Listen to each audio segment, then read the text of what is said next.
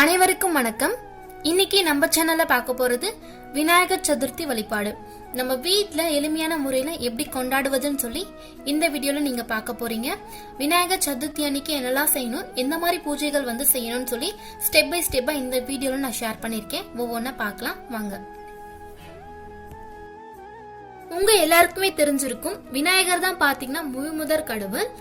எந்த ஒரு செயலை செய்ய தொடங்கினாலும் விநாயகரை நினைத்து அச்செயலை ஆரம்பித்தால் கண்டிப்பா சுபமாக முடியும் என்பது ஒரு நம்பிக்கை. அதனாலதான் ஏதாவது ஒரு செயலை ஸ்டார்ட் பண்றதுக்கு முன்னாடி நம்ம பிள்ளையார் சொல்லி போட்டு ஸ்டார்ட் பண்றோம். அவருடைய பிறந்த நாளை நம்ம விநாயகர் சதுர்த்தின்னு சொல்லி கொண்டாடுறோம். ஆண்டுதோறும் ஆவணி மாதம் அமாவாசை அடுத்து வரக்கூடிய சதுர்த்தி அன்று உலகம் முழுவதும் பாத்தீங்கன்னா விநாயகர் சதுர்த்தி கொண்டாடப்படுகிறது. இந்த வருடம் 13/9/2018 அன்று நம்ம எல்லாருமே பாத்தீங்கன்னா விநாயகர் சதுர்த்தியை கொண்டாட போறோம். ரொம்ப எளிமையான கடவுள் தான், நம்ம என்ன கேட்கிறோமோ கண்டிப்பா அது கொடுப்பாருன்னு சொல்லி பெரியவங்க சொல்லுவாங்க. விநாயகர் சதுர்த்தி என்னெல்லாம் செஞ்சு படைக்கலாம்னு சொல்லி இந்த வீடியோல பார்க்கலாம். விநாயகர் சதுர்த்திக்கு முன்னாடி நாள் என்னெல்லாம் பண்ணணும்னு சொல்லி பார்க்கலாம். விநாயகர் சதுர்த்திக்கு முன்னாடி நாளே ஒரு சில விஷயங்களை நீங்க செஞ்சு முடிச்சிட்டீங்க அப்படின்னா உங்களுக்கு ரொம்ப ஈஸியா இருக்கும். ஒர்க் பாத்தீங்கன்னா அவ்வளவா இருக்காது. நம்ம காலையில எழுந்து பூஜை ஒர்க்க ஸ்டார்ட் பண்ணலாம். முன்னாடி நாளே உங்க வீடு பூஜை அறையை சுத்தம் செஞ்சு தொடச்சு விட்டுருங்க. ரெண்டாவது என்னன்னு பாத்தீங்கன்னா, தூங்க போறதுக்கு முன்னாடி உங்க பூஜை சாமான்களை சுத்தம் செஞ்சு மஞ்சள் குங்குமம் அதுக்கப்புறம் பாத்தீங்கன்னா எண்ணெய் கூட நீங்க போட்டு ரெடி பண்ணி வச்சிடலாம். மார்னிங் நம்ம எழுந்து ஒர்க் ஸ்டார்ட் பண்ணும்போது ரொம்ப ஈஸியா இருக்கும்.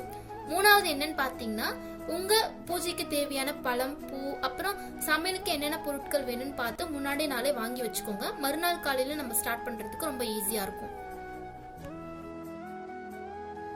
பழங்கள் வாங்கும் போது முக்கனியான மா பலா வாழை இருந்தா ரொம்ப நல்லதுன்னு சொல்லுவாங்க. அது மட்டும் இல்லாம முலாம்பழம் கண்டிப்பா எல்லாருக்குமே தெரிஞ்சிருக்கும், விநாயகருக்கு ரொம்ப பிடிக்கும். இந்த சீசன்ல அது நிறைய கிடைக்கும் ஃப்ரெண்ட்ஸ், அது கிடைக்குதான்னு பாத்துக்கோங்க. அது மட்டும் இல்லாம சோளம், கம்பு, கரும்பு அப்புறம் எள்ளுருண்டை இதெல்லாம் கூட நம்ம வச்சு படைச்சுக்கலாம்.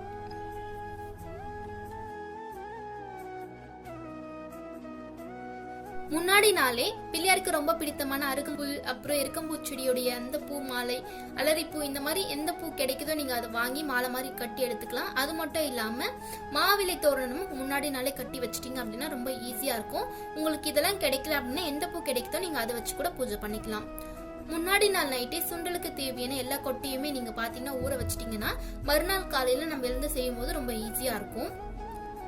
நெக்ஸ்ட் நீங்க நைட்டு தூங்க போறதுக்கு முன்னாடியே உங்களுடைய கவுண்டர் டாப் அந்த கேஸ் ஸ்டவ் எல்லாம் பாத்தீங்கன்னா கிளீன் பண்ணி வச்சிட்டீங்க அப்படின்னா மார்னிங் இருந்து நம்ம குக் பண்ண ஸ்டார்ட் பண்ணும்போது ரொம்ப ஈஸியா இருக்கும். நீங்க முன்னாடி நாளே கொழுக்கட்டைக்கு தேவையான அந்த பூரணம் கூட நீங்க அரைச்சு எடுத்து வச்சுக்கலாம்.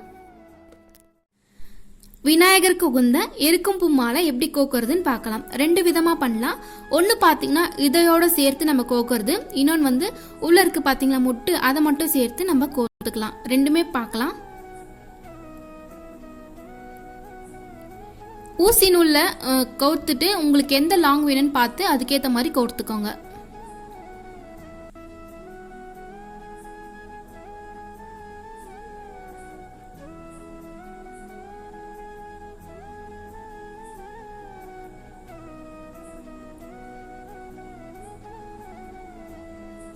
இப்ப பாத்தீங்கன்னா ரெண்டாவது விதம், உள்ள இருக்க அந்த மொட்டு வச்சு எப்படி கோக்குறதுன்னு பார்க்கலாம்.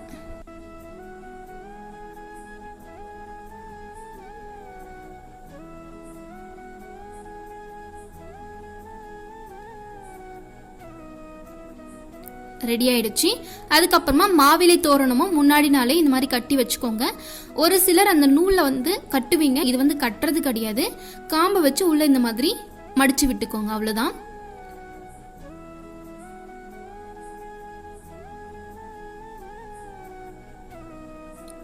மாவிலை தோரணமும் ரெடி ஆயிடுச்சு.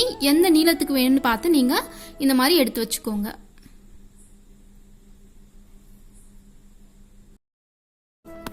விநாயகர் சதுர்த்தி அன்னைக்கு வீட்டு வாசல்ல மாக்கோலம் போட்டு மாவிலை தோரணம் எல்லாம் கட்டி முடிச்சுட்டு அதுக்கப்புறமா நீங்க பூஜை ஒர்க்க ஸ்டார்ட் பண்ணலாம்.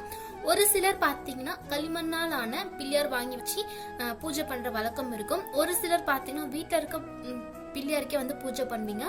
ஒரு சிலர் பாத்தீங்கன்னா நீங்களே பிள்ளையார் செஞ்சு வழிபடுற வழக்கம் இருக்கும். உங்களுக்கு எந்த வழக்கம்னு பார்த்து அதுக்கேற்ற மாதிரி செஞ்சுக்கோங்க. மெயினானது என்னன்னு பாத்தீங்கன்னா, பிள்ளையார்லாம் வாங்கிட்டு வந்த பிறகு உங்க கையால மஞ்சள் பிள்ளையாரை பிடிச்சு அந்த பிள்ளையார் பக்கத்திலே வச்சிருங்க. இதை வந்து வழக்கமா எல்லார் வீட்லயும் கண்டிப்பா செய்வீங்கன்னு நினைக்கிறேன். கொஞ்சமா மஞ்சள் தூள்ல தண்ணி சேர்த்து கூம்பு மாதிரி பிடிச்சுக்கோங்க.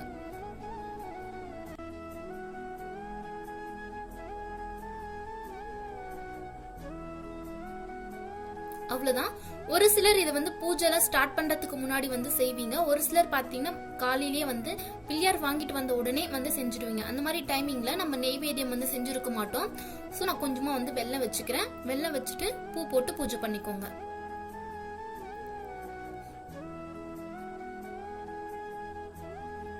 அதுக்கப்புறமா உங்களுடைய நெய்வேத்தியம் வந்து செய்யறதுக்கு நீங்க ஸ்டார்ட் பண்ணலாம். ஒரு சிலர் நெய்வேத்தியம் செஞ்சு முடிச்சுட்டு அதுக்கப்புறம் அபிஷேகம் பண்றீங்கன்னா அந்த டைமிங்ல கூட இந்த மாதிரி பிள்ளையார பிடிச்சு வச்சுக்கலாம்.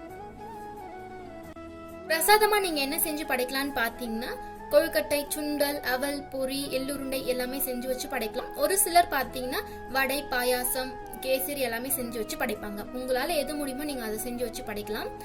பழ வகையில பாத்தீங்கன்னா மா, பலா, வாழை, விளாம்பழம், அப்புறம் சோளம், கம்பு இது எல்லாமே வாங்கி வச்சு நீங்க படைக்கலாம். இதெல்லாம் உங்களுக்கு எதெல்லாம் கிடைக்குதோ கண்டிப்பா வாங்கி வச்சு படைங்க, ரொம்ப சிறப்பு.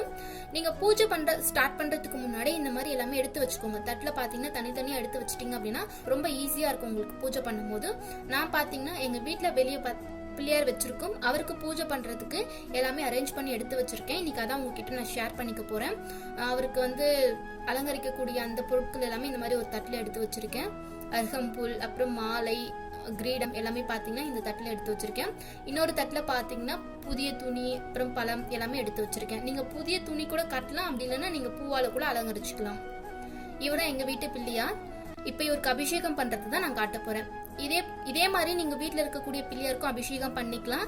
அபிஷேகத்துக்கு என்னெல்லாம் யூஸ் பண்ணலான்னு பாத்தீங்கன்னா, பால், தயிர், அப்புறம் பன்னீர், தேன், பஞ்சாமிர்தம், குங்குமம், சந்தனம், மஞ்சள், கதம்ப பொடி எல்லாமே நீங்க சேர்த்து நீங்க அபிஷேகம் பண்ணிக்கலாம்.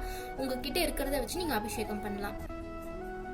இப்ப இந்த அபிஷேகத்தை பாருங்க, அதுக்கப்புறமா நம்ம பார்க்கலாம்.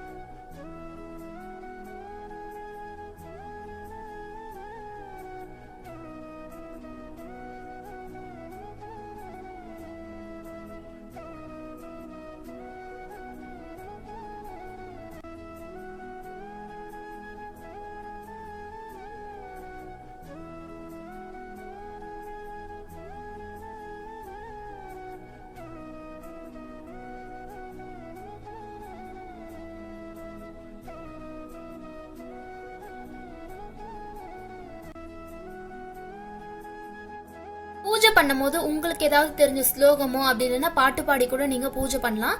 பூஜை பண்ணி முடிச்சதுக்கு அப்புறமா அர்ச்சனை பண்ணலாம். பிள்ளையாருக்கு பாத்தீங்கன்னா நிறைய பெயர்கள் உண்டு. அதுல ஏதாவது ஒரு 11 பெயரோ 21 பெயரோ எடுத்து நீங்க பூவால அப்படி இல்லைன்னா அருகம்புல்லால அர்ச்சனை பண்ணீங்கன்னா ரொம்ப சிறப்பா இருக்கும். இப்ப பிள்ளையாருக்கு அபிஷேகம் முடிஞ்சது, அவர் அலங்கரிச்சுட்டு பார்க்கலாம்.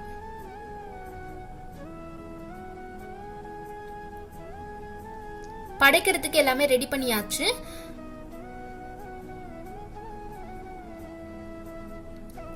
பிள்ளையாரோட தொப்பையில பாத்தீங்கன்னா காசு வைக்க மறக்காதீங்க.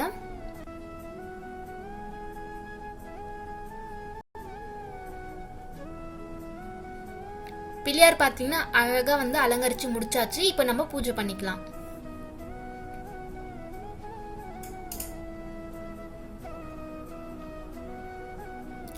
இங்க பாத்தீங்கன்னா ஒரு பெரிய பிள்ளையார் இருக்காரு, பக்கத்துல ஒரு சின்ன பிள்ளையார், அதுக்கு பக்கத்துல பாத்தீங்கன்னா முருகர் வச்சிருக்கோம்.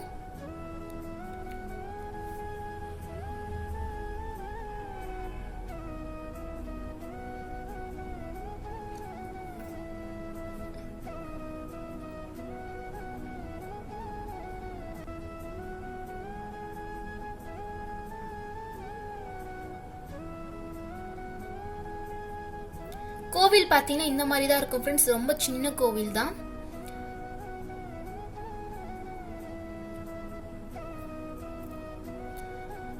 நிறைய பேர் கேட்பீங்க விளக்கு எங்க வச்சிருக்கீங்கன்னு சொல்லி. இங்க பாத்தீங்கன்னா முன்னாடி ஒரு மாடம் மாதிரி இருக்கு பாத்தீங்கன்னா, அது உள்ள வச்சிருக்கோம். ஏன்னா வெளியே இருக்கிறதுனால காத்துல வந்து அணையாம இருக்கிறதுக்காக உள்ள வச்சிருக்கோம். தீபம் வந்து குளிர்ந்த பிறகு காக்காக்கு நம்ம சாப்பாடு வச்சுட்டு அதுக்கப்புறமா தான் நம்ம சாப்பிட போறோம்.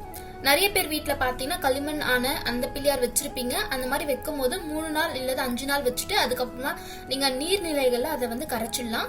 5 நாள் வைக்கும் போது டெய்லியுமே ஏதாவது ஒரு பிரசாதம் செஞ்சு பிள்ளையாருக்கு படைச்சிங்க அப்படின்னா ரொம்ப சிறப்பா இருக்கும். பாத்தீங்கன்னா காக்கா வந்து சாப்பிடுது.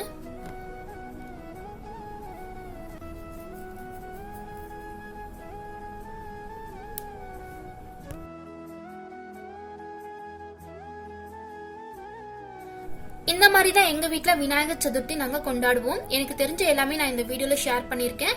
நிறைய ஃப்ரெண்ட்ஸ் இந்த வீடியோ வேணும்னு சொல்லி பர்சனலா கேட்டிருந்தீங்க. நான் ஃபைனலா இன்னைக்கு அப்லோட் பண்ணிருக்கேன். யாருக்காச்சும் பயனுள்ளதா இருந்திருக்கும் நினைக்கிறேன். எல்லாருமே நல்லா இருக்கணும்னு சொல்லி நான் கடவுளை வேண்டிக்கிறேன்.